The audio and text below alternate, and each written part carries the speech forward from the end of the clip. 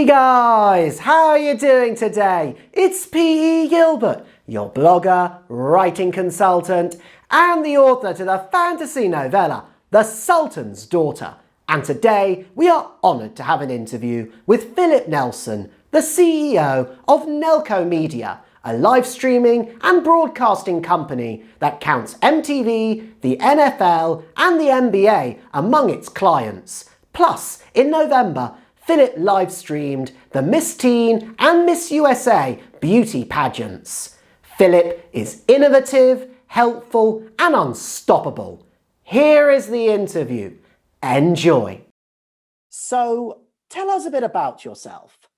Where do you come from, and how did this place influence your decision to go into the media and broadcasting industry? Well, I have a company based in San Antonio, Texas, called Nelco Media. And we are what I consider a boutique reseller integrator. So that's a fancy way of saying we build out TV studios and live broadcasting workflows. And our clients include the NFL Network, the NBA, the NFL, and government agencies and things like that. But, I've been in live broadcasting and television for over 30 years. 20 of that was at a company called NewTek, which developed the first desktop video product called the Video Toaster back in the late 80s, early 90s, and more recently is known for the NewTek TriCaster, which was really the first live streaming multi-camera production appliance. And I was a C-level executive at NewTek. And my contacts and relationships and the work I did there got me to where I am today, basically working with the same clients I worked with while at NewTek, but doing it through my own company. So yeah, it's fun. It's fun to get paid to go to big events and have a good time and see cool bands and watch sporting events. It sounds like a lot of fun, and it sounds like you're very good and experienced at doing what you do best. It's a winning combination. Yeah, it is. It's funny, when we launched the TriCaster back in 2005, one of the first big projects I did was with MTV. They had a hit show called The Hills, which was a reality show. And they were like, how do we bring our audience from linear television to the web and remonetize that audience? And so we did what we called the after show party. So during the final commercial break of The Hills, they would, the host would come on and say, join us at thehills.mtv.com for The Hills after show party. And hundreds of thousands of fans joined us and were able to hear them talking about the show. But now what's cool is that was the first time that you ever had an after show broadcast from a linear broadcast show. And now every TV show, every broadcast has their after show now. But we created that with MTV, and one of my good buddies, Jeff Jacobs, who was an executive at Viacom, it was his idea and I helped him do it. But now you can't have a broadcast show without an after show on the web. So yeah, it's really exciting to see, where the web has come and how easy it is. The founder and former owner of NewTek, his name's Tim Jennison. He said in the late 80s, he said, in the next 20 years, your favorite TV show will be made by you or someone you know. And if you think about what video was like in the late 80s, in order to have a TV control room, you had to have $1 million. There was no web streaming. There was no internet. There was no web browser. You had modems, but they would connect to bulletin board systems. But there was none of this technology was available, but he could see around corners. And it was really exciting to be part of his team that made that a reality. It sounds very exciting back in the day. And I can tell you that in 2005, your innovative idea sent my friends and I to the internet for The Hills. You watched The Hills? Were you watching the after show party? From time to time. Well, I was sitting there directing it, behind the TriCaster. And what was cool is after we did The Hills, we actually started working with the NBA, the National Basketball Association, and helping them stream minor league basketball games. And from there, it just exploded. And we started working with the National Hockey League and MTV. Of course, we started doing the Video Music Awards and the MTV Movie Awards and the X Games. And, you know, one of the coolest was when we helped the X Games design their workflow to do the first X Cast, which was streaming content live from the X Games. So, yeah, I've been doing this a long time, and now my goal is to help other people understand how to do this and start streaming and telling their stories, because it really is all about the story. You know, you have a story to tell, I have a story to tell, MTV has a story to tell. And the cool thing is now with the internet and with live streaming being so affordable, the gatekeepers are gone. There is really no one that can tell you no. You can make content that reaches a niche audience that is important, and you don't have to have, you know, 6 million people watching for a show to be a success anymore. So we are in the wild west age of live streaming, and it's exciting to see what you're doing with your webcasting and broadcasts. Well, thank you very much. I appreciate it. I appreciate what you say. And it's very true, although I've never thought of this as the Wild West of broadcasting. Well, you know, if you think about it, it is the Wild West because, you know, the gatekeepers are gone. It's almost like the land rush in America. You know, I'm from the U.S. I know you're, you know, not in the U.S., but you know, there was a time when they're like, everybody, there's land out west. And now everybody got in their wagons and they ran out and put their stake in the ground and captured their land. And that's really what we're doing on the web. Everybody's trying to create their audience, create their, you know, their land on the internet, their websites, their Instagram followers, their social followers, and create content and build an audience and find ways to monetize that. So it really is the Wild West because, you know, anything you want to try, you can, as long as it's legal. Coming back to your story, Yeah. this is something I'm very interested in hearing. What was the spark that made you set up your own company, Nelco Media? Well, there's a couple of sparks. One spark was when I was 18 years old, back in the olden days. I always loved video. Even when I was in the 6th grade, I was the little kid with the video camera. If you've ever seen the TV show The Goldbergs, I am that kid that was videotaping everything. My parents hated it, my siblings hated it, and I have blackmail material on all of them. But I was always the kid with the camera. So I'm 18 years old. My dad has his own business. And I was like, Dad, you need to make a video. You know, he built equipment and designed equipment. I was like, you need a video. I said, look, if I go out and buy a really nice video camera, will you just pay me to make your video? So I did. I made this industrial video for my dad when I was in high school. And what was crazy is he takes this video out and closed a multi-million-dollar project based on this video. And because in those days, you know, people would walk around with slide projectors and stuff, and he had a video. So when I did that, I was like, you know what, I'm starting my own production company. So when I was 18, I started my own production company and built up a really nice television production company. And I produced live broadcasting for Fox. I did the first high school football television show in the United States when I was in my early 20s, was nominated for an ESPY for some sports footage I did. And that was the first spark. Then when I was 25, I sold that company. That's when New Tech hired me and moved me to Texas. And I just saw where the industry was going. And I was at New Tech for over 20 years. You know, and after 20 years, I decided, you know what? I've been advising people for so long, telling them how to set up their business, how to do this. I want to do this and get paid for selling the gear, consulting, and building out the full workflow, not just the TriCaster piece. So that's really the spark. Is there was a lot of need for this. there was a lot of interest, and I'm pretty good at it. So I figured let's hang the shingle.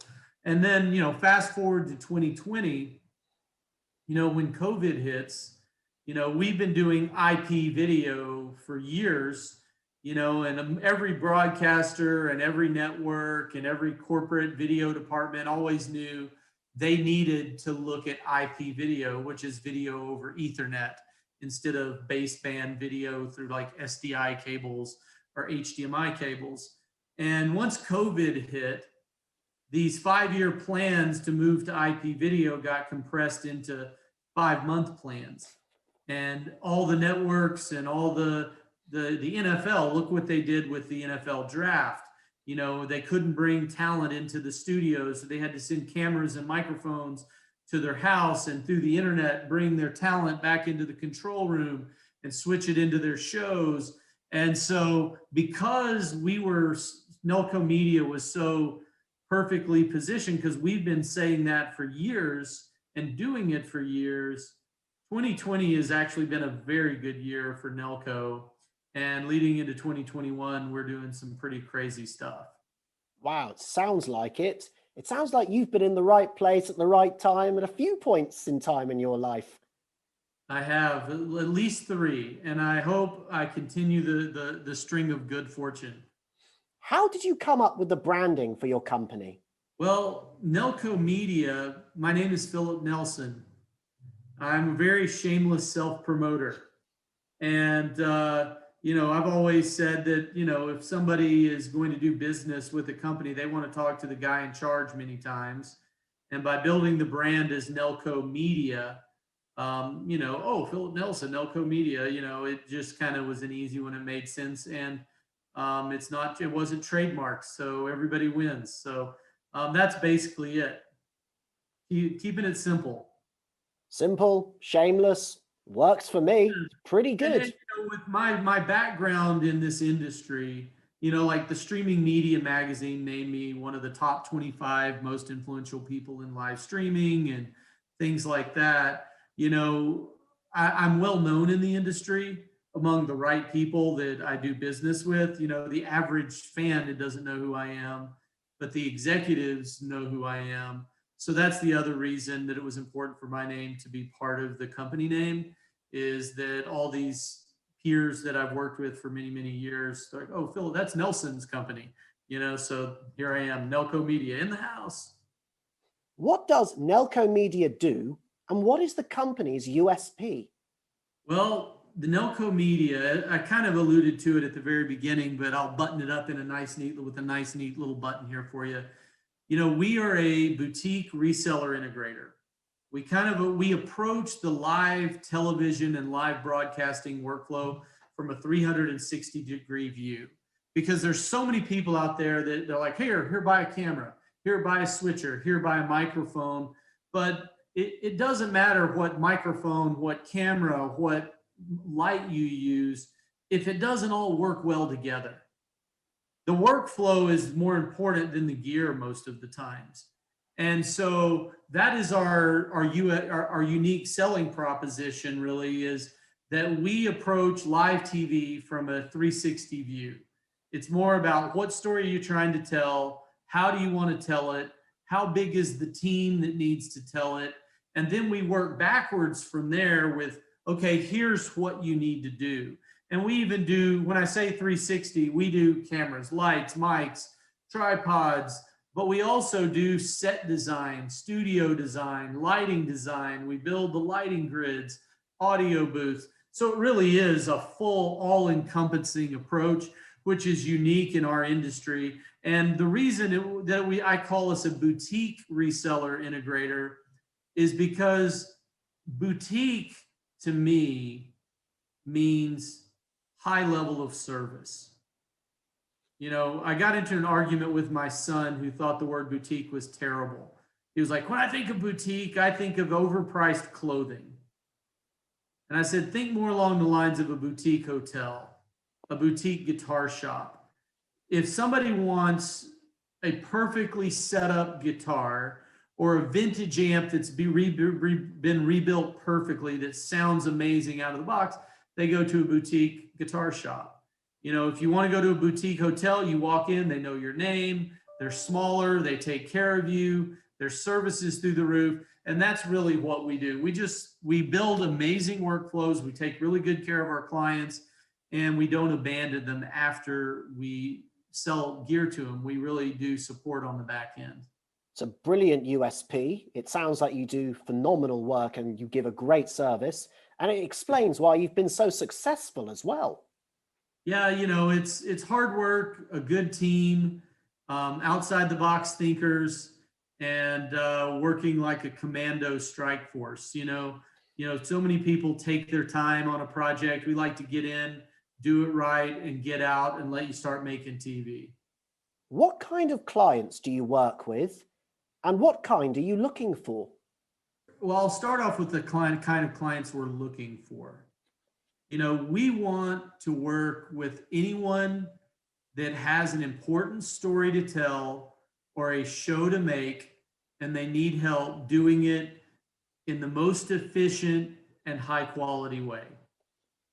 Whether you're a television network doing news or sports, or you're a church, or you're a corporate marketing department, everything could really be looked at as a show these days. Product launch, a one-on-one demo with a client. So, one of the things, and I'm going to derail from your question, but I will circle back. My ADD usually gets the best of me. I was working with Microsoft, and Microsoft was doing webinars. And they were doing webinars with a webcam on a laptop and a PowerPoint, and they looked awful, like your average Zoom call, right? And they were doing these 30-minute webinars, and their average view time on a 30-minute webinar was between 2 and 5 minutes. Nobody was watching. It's a waste of time. So they came to me, and I started working with them and said, look, it's got to look like TV. We all live in a world where we're all TV experts. And so if we're doing a broadcast that looks subpar, it takes away from the credibility of your message, right? So if you look like bad dorm room video on YouTube from 2005, then you don't have credibility. So back to the Microsoft story, I said, look, we got to make this look like TV. So we put them in front of a green screen with a nice virtual set, a good camera, good lights, good sound, same presenter, same PowerPoint, but told in a more broadcast style way. All they did was change the way they told the story. And they saw their engagement go from 2 to 5 minutes on a 30-minute webinar to 36 minutes on a 30-minute webinar. And that extra 6 minutes was people in Q&A at the end asking questions. So we started so basically we rolled these studios out at Microsoft Technology Centers all over the world. Orange County, New York, Detroit, Chicago, Moscow, Atlanta, Miami. They're all over. And the idea is, let's do more content, reach our customers directly, and generate more leads. So I've talked a little bit of this. Like I said, this is a very long answer to a simple question, but we want to work with anybody that has a story they need to tell using live video, and they want it to look good. And the types of clients we work with are people that I've mentioned, the NBA, the NFL, the NHL. We work with, I just produced the Miss USA pageant here in the US. I worked with the X Games, so ESPN. The list is far, government agencies, local municipalities, churches. Our client list is very long. I wish there were some secret clients that I could tell you about, but I can't. I am under NDA on a few things, but we're doing something huge. So anyway, a long answer to a very simple question. It's a very good answer. Doesn't matter if it's long, if it's good. Simple as. Thank you for sharing that with us. You've hinted at some of your amazing clients already. Yeah. You've done government agencies, you've done podcasts, you've done sports, you did the Miss USA and Miss Teen USA 2020 pageants in November. Your list is extremely impressive. You must be extremely proud of yourself. You know, what makes me proud is when I have successful customers. You know, it's not of me, it's of our ideas working. And I say our as our team. You know, so yeah, but I am very proud of what Nelco Media as a team has been able to pull off. We are a commando strike force kind of company where, you know, we compete against people that are, you know, 30 times larger than us and win. You know, like the Miss USA pageant is a prime example. I can't tell you the exact numbers, but we did it for 25% of the budget that they spent the previous year. And there were executives that were like, that's not possible. It's going to look like garbage. And so it looked fantastic. It was on the FYI network, which is owned by A&E. And I got an email from the president of A&E, and he was like, fantastic. It was unbelievable. Thank you. So yeah, that's where I get excited is when we have happy customers, happy relationships. And really the way we've grown our business is truly by referrals. You know, people work with us and like, you've got to call Philip. That's how we've done so well. If you can do work for 25% of the cost of everyone else and do a professional, amazing job, you're going to be hired by everybody before long.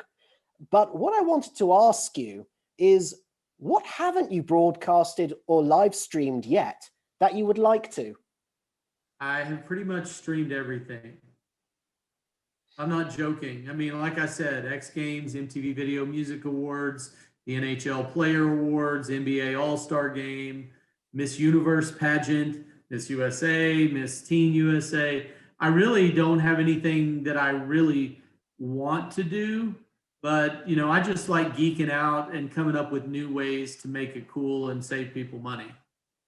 What are your goals for the company over the coming year?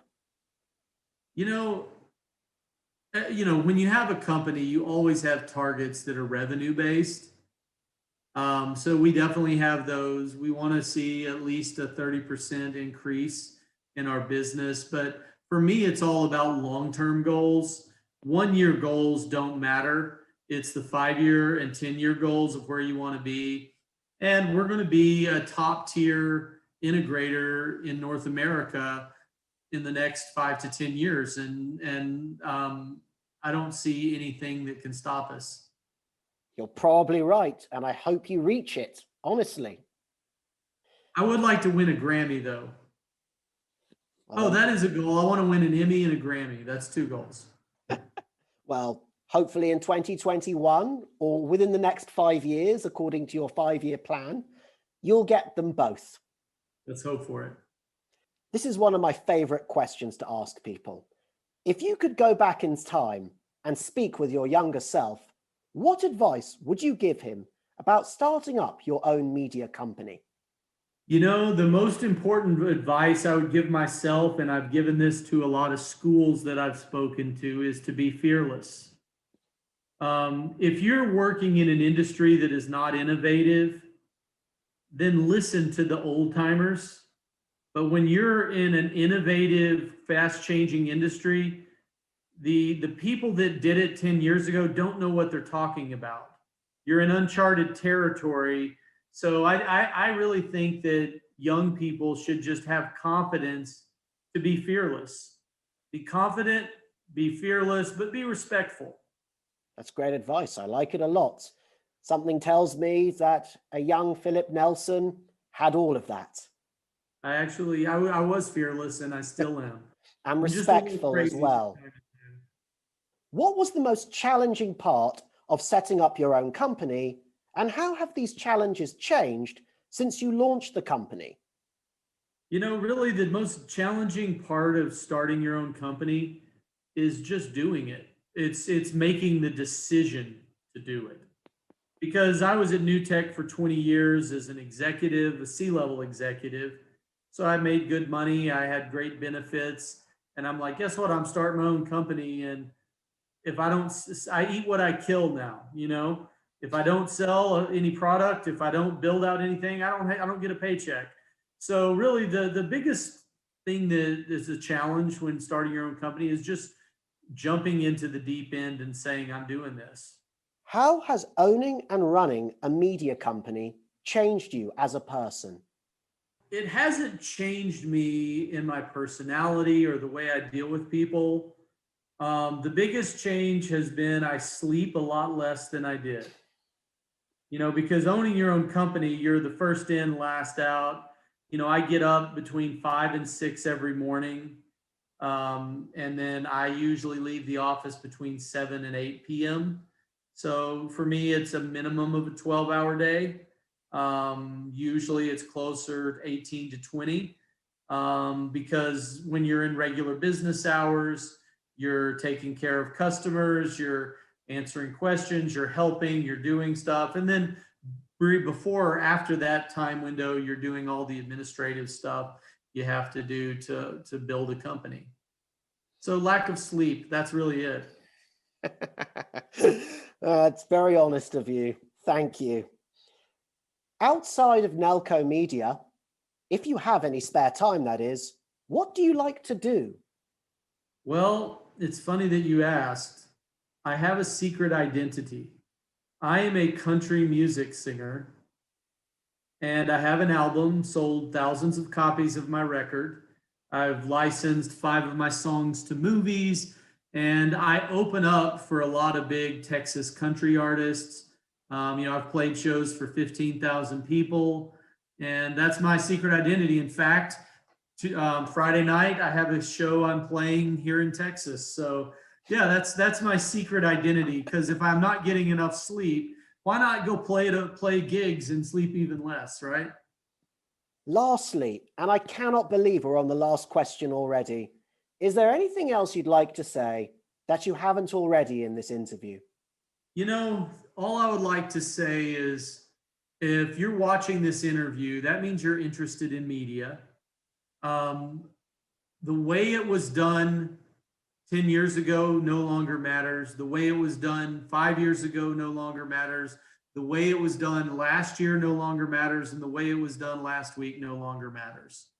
If you have a good idea, start creating your content. Don't stop. Be consistent. One of the biggest mistakes so many people make is they want to do a show and they get ambitious. We're going to do a show every day. And then they announce we're doing a daily show. And then after 3 weeks, they don't have enough sponsors. And like, okay, we're moving to a week. It's better to say, I'm going to do a show once a week or once every 2 weeks, and then build it, but be consistent. If you're making a commitment to your audience and they commit to subscribing to your channel, then you need to deliver your part of it. And it takes a while to build your audience. So because a lot of people don't really start watching till they have a back catalog that they can go back to. So they discover an interview and then they're like, oh, let's see who else he's interviewed. And now they have a back catalog. But if you had stopped 6 months ago, then you don't have anything and nobody finds you today. So just, be consistent. Don't take no for an answer. And be creative and know that things are changing so fast. The experts don't know what they're talking about. Once again, excellent advice. All right. Well, I really am excited to be here with you today, and I'm excited about your show and, letting your audience hear what I have to say. And, if any of your audience needs advice, I give so much advice. They can email me. They can go to, my Facebook and ask me questions. I'm involved in a lot of the live streaming forums. The key is build community. Rising tide floats all boats. We all help each other succeed. Surround yourself with people who help build you up and you build them up, and everybody wins together.